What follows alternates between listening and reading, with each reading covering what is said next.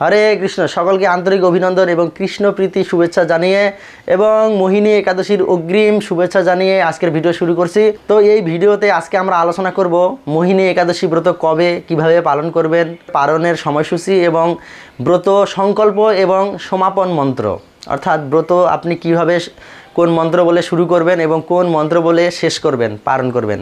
হরে কৃষ্ণ। তো আপনারা সঙ্গে থাকুন আর অন্যকে জানানোর জন্য অবশ্যই ভিডিওটি শেয়ার করবেন। হরে কৃষ্ণ। তো আগামী 8ই মে রোজ বৃহস্পতিবার হচ্ছে এই মোহিনী একাদশী ব্রত। তো এই মোহিনী একাদশী ব্রত আমরা কিভাবে পালন করব, অর্থাৎ প্রথমে আমরা আলোচনা করব এই একাদশীতে আমরা কি কি গ্রহণ করতে পারি। তো সুধী ভক্তদের জন্য আমরা 4ভাবে একাদশী ব্রত পালন করতে পারি। তো 1 নম্বরে আমরা নির্জলা, অর্থাৎ কোনো কিছু না খেয়ে এই একাদশী ব্রত পালন করতে পারি। এরপরে 2 নম্বরে হচ্ছে আমরা শুধু জল খেয়ে এই একাদশী ব্রত পালন করতে পারি। এবং 3 নম্বরে শুধু ফলমূল খেয়ে আমরা এই একাদশী ব্রত পালন করতে পারি। এবং শেষে 4 নম্বরে হচ্ছে আমরা এই ফল জল সহ সবজি খেয়ে, অর্থাৎ অগ্নিতে রন্ধনকৃত সবজি খেয়ে আমরা এই একাদশী ব্রত পালন করতে পারি। এই 4ভাবে আমরা একাদশী ব্রত পালন করতে পারি। তো আপনাদের পক্ষে যেটা সম্ভব আপনারা সেটা করবেন।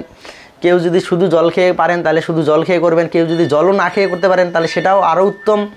এবং কেউ যদি ফল খেয়ে শুধু ফলমূল খেয়ে করতে পারেন এবং সেটা যদি কারো পক্ষে সম্ভব না হয় তাহলে তারা সবজি রান্না করে, অবশ্যই সেটা সানফ্লাওয়ার তেল দিয়ে সেই সবজি রান্না করে আপনারা খেতে পারেন। এরপর আপনারা বাদাম, সাগুদানা, মিষ্টি আলু, মিষ্টি কুমড়া, পেঁপে এবং টমেটো এসব দিয়ে আপনারা সবজি রান্না করে খেতে পারেন। এবং কাঁচকলা খেতে পারেন, আলু দিয়ে পায়েস এবং সাগুদানা দিয়ে পায়েস রান্না করে খেতে পারেন, আলু ফ্রাই, বাদাম ঘুনা এবং বাদাম ভাজা করতে পারেন। তো অবশ্যই এই রান্নাগুলোতে আপনাকে সানফ্লাওয়ার তেল ব্যবহার করতে হবে, কেননা সানফ্লাওয়ার তেল এই একাদশীতে ব্যবহার করা যায়। অন্যান্য তেল কি শস্য জাতীয়, কেননা শস্য জাতীয় সব কিছু এই একাদশীতে বর্জন। হরে কৃষ্ণ সুধী ভক্ত সজ্জন। তো এতক্ষণ আমরা আলোচনা করলাম এই একাদশীতে আমরা কি কি গ্রহণ করব এবং করব না। এবার আমরা আলোচনা করার চেষ্টা করব এই একাদশীতে আমরা কি করব। তো এই একাদশীতে অবশ্য যারা আমিষ আহার গ্রহণ করবেন তারা আগের দিন থেকে নিরামিষ গ্রহণ করবেন।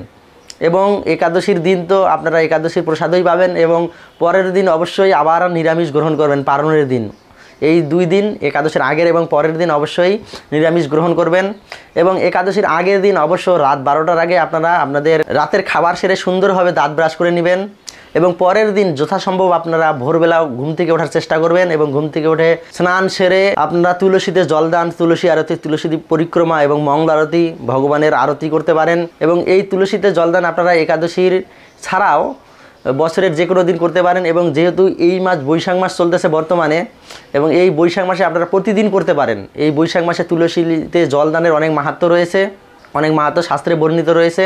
এরপর আপনারা ভগবানের আরতি এবং ভগবানকে প্রণাম করে ব্রত সংকল্প মন্ত্র পাঠ করতে পারেন। এরপর সারাদিন অবশ্যই আপনারা ভক্ত সঙ্গ করার চেষ্টা করবেন এবং শাস্ত্র গ্রন্থ অধ্যয়ন, গীতা ভাগবত পাঠ করার চেষ্টা করবেন এবং কীর্তন শ্রবণ করার চেষ্টা করবেন। আর অবশ্যই এই একাদশীর দিনে আপনারা যারা আমিষ আহার বা নেশা গ্রহণ করেন তারা কি করবেন, নেশা এই দিনে বর্জন করবেন। অনেকে পান গ্রহণ করেন, সিগারেট, বিড়ি গ্রহণ করেন, তারা অবশ্যই এই দিনে এই একাদশী ব্রত থাকাকালীন এসব গ্রহণ করবেন না। এরপর অন্যের সমালোচনা, মিথ্যা কথা বলা এবং অসৎ সঙ্গ ত্যাগ করে চলবেন এই দিনটা। আর এই দিনে অবশ্যই আপনারা ব্রাহ্মণ এবং শুদ্ধ বৈষ্ণবদেরকে দান করতে পারেন। তো যেহেতু এই বৈশাখ মাসে বর্তমানে চলতেছে চন্দনযাত্রা মহোৎসব, তো আপনারা চন্দন দান করতে পারেন। এবং পরের দিন পারণের দিন এবং একাদশীর দিনেও আপনারা গৃহে ব্রাহ্মণ অথবা বৈষ্ণবদের ভোজন করাতে পারেন। আর পরের দিন একাদশীর পারণের সময় অবশ্যই যথাযথ সময়ে আপনারা কি পালন করবেন। তো এবার ব্রত সংকল্প মন্ত্র এবং সমাপন মন্ত্রটা আপনারা দেখে নিন। হরে কৃষ্ণ। তো একাদশীর সংকল্প মন্ত্র হচ্ছে একাদশম নিরাহার স্থিতা অহম অপরেহনি ভক্ষ্যামি পুণ্ডরীকাক্ষ শরণম মে ভবাচ্যুত।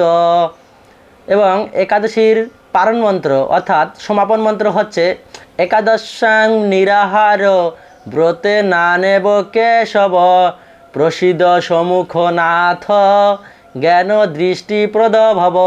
তো শুধু ভক্ত সজ্জন যারা একাদশীর ব্রত পালন করবেন তারা অবশ্যই একাদশীর দিন সকালবেলা ভগবানকে পুষ্প নিবেদন করে একাদশী সংকল্প মন্ত্রটি বলে সংকল্প করবেন। এবং একাদশীর পরের দিন পালন করার আগে একাদশীর পারণ মন্ত্রটি উচ্চারণপূর্বক ভগবানকে নিবেদিত প্রসাদ গ্রহণ করে পালন করবেন।